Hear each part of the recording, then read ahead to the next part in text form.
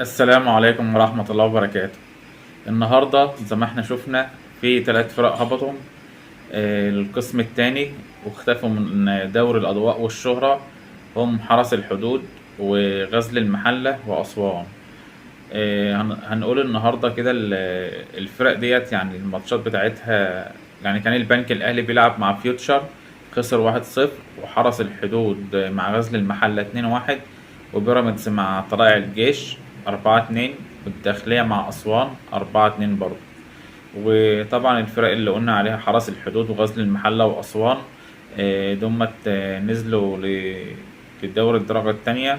بصراحة كان نفسي يعني غزل المحلة وأسوان كانوا يبقوا في الدوري الممتاز، لأنهم فرق لهم جماهيرية عريضة جدا جدا، وفرق من الفرق يعني الجماهير بتعمل طبعا زي ما احنا عارفين يعني ايه طابع كده خاص للبطولة.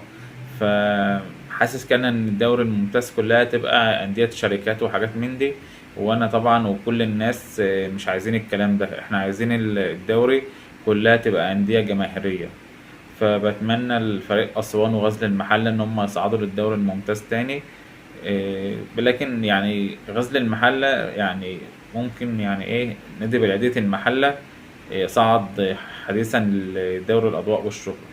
يعني في حاجة غريبة، يعني غزل المحلة ينزل البلدية يطلع، البلدية ينزل غزل المحلة كده وهكذا.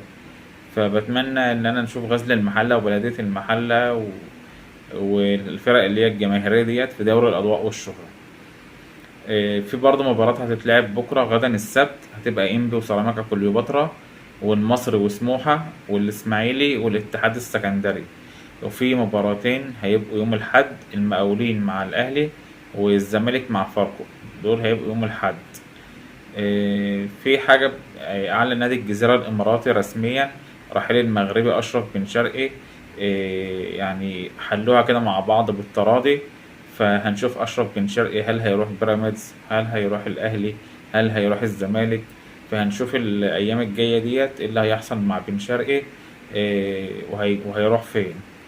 برضه من ناحية تانية محمد رضا بوبو اقترب من اللعب للنادي الأهلي، وبصراحة اللاعب يعني مستني موافقة نادي فيوتشر لأن اللاعب هو رغبته الأولى النادي الأهلي، فهو مستني موافقة فيوتشر على بيعه للنادي الأهلي. في برضه ضربة قوية للنادي الأهلي، وهو غياب محمد عبد المنعم وياسر إبراهيم ومحمد هاني. دول هيغيبوا 3 عن مباراة المقاولين، ودوت يرجع بسبب الإيقاف لأن خدوا 3 كروت صفراء في آخر ماتش، وكان مباراة الزمالك مع النادي الأهلي. فبتمنى إن شاء الله يعني إيه إن هم ياخدوا بالهم بعد كده من حتة الإنذارات ديت، عشان طبعا هم ال3 أعمدة رئيسية مع النادي الأهلي ودفاع النادي الأهلي. في برضه عرض تركي لمحمد شريف، والأهلي بيدرس الموضوع دوت. يعني شريف برضه يعني عنده زي شرط كده ان هو يلعب اساسي، يعني دوت غرض محمد شريف. قال ان انا لو استنيت في الاهلي يعني فهو عايز ان هو يلعب اساسي.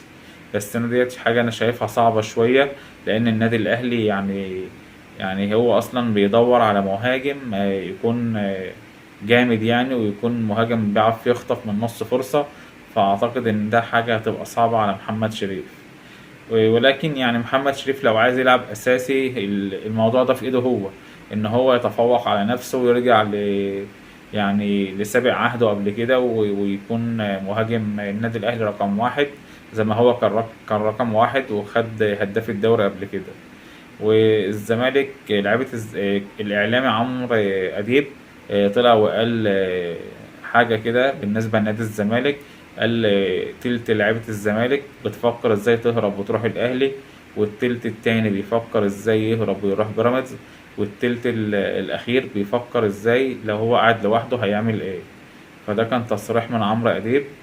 آه، طبعا عمرو أديب معروف ان هو يعني زملكاوي جامد جدا. ففي برضه حاجة تانية خاصة بالنادي الزمالك، ان هو بيفكر ان هو ينسحب من البطولة العربية. وبصراحة يعني انا اصلا شايف ان القرار ده 100%، لان انا مش عارف الزمالك بصراحة هيروح هيعمل ايه في البطولة العربية، لان الزمالك في مجموعته الاتحاد المنستيري وفي الشباب السعودي والنصر السعودي. طبعا النصر السعودي في كريستيانو وغيره وغيره وغيره، يعني كمية لعيبة جامدة جدا جدا. فبصراحة أنا شايف إن نادي الزمالك لو هو راح البطولة ديت هيبقى حصالة جامدة جدا جدا. فبصراحة يعني مع إن برضه ولو انسحب أكيد هيبقى في غرامات وأكيد هيبقى في إيقافات للزمالك، وإن هو ممكن ما يشاركش بعد كده في البطولة العربية وحاجات زي كده. بس أنا شايف إن هو الزمالك أصلا مش هيعرف ينسحب، وهو يعني إيه هيخش البطولة وربنا يستر على الزمالك بقى في البطولة دي. طبعا الزمالك مش جاهز في البطولة ديت لا بفلوس، يعني لا معاه فلوس يشتري لعيبة، ولا عنده لعيبة كويسة، ولا مدرب ولا غيره ولا غيره. في برضه اختفاء خالد الغندور، يعني ما تكلمش في اي حاجة.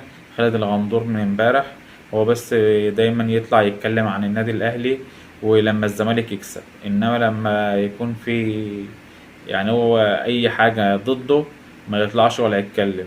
لو اي حاجة فيها حاجة يعني ضد الزمالك ما يطلعش، او نادي الزمالك يخسر ما يتكلمش. هو بس بيفكر ازاي يقول لك الاهلي يكسب في الحكام، الاهلي مش عارف ايه، يقعد يتكلم دايما عن النادي الاهلي. كان في برضو حاجة خاصة بأسوريو في المؤتمر الصحفي امبارح. كان محطوط المايك بتاع قناة النادي الأهلي كده، فهو خده كده وحطه على جنب. ده تصرف طبعا يعني مش كويس من أسوريو، بيدل على حقد وغل من النادي الأهلي. وبرضو كان في حاجة خاصة بولد الكابتن زيزو، طلع وقال إن زيزو مستمر مع نادي الزمالك ل2025، وإن الزمالك لغى فكرة بيعه بشكل نهائي. وقال إن زيزو جاله عروض قوية من أندية كبيرة داخل مصر وخارج مصر، بس نادي الزمالك متمسك بيه. طبعا زيزو من اللعيبة الكويسة جدا جدا في نادي الزمالك، هو من أفضل اللعيبة في نادي الزمالك هو أحمد فتوح.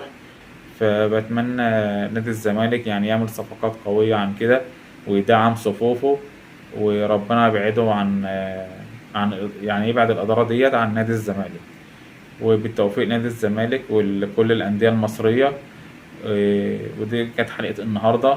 أتمنى لو عجبك الفيديو اشترك في القناة وفعل زر الجرس علشان يوصلك كل جديد. والسلام عليكم ورحمة الله وبركاته.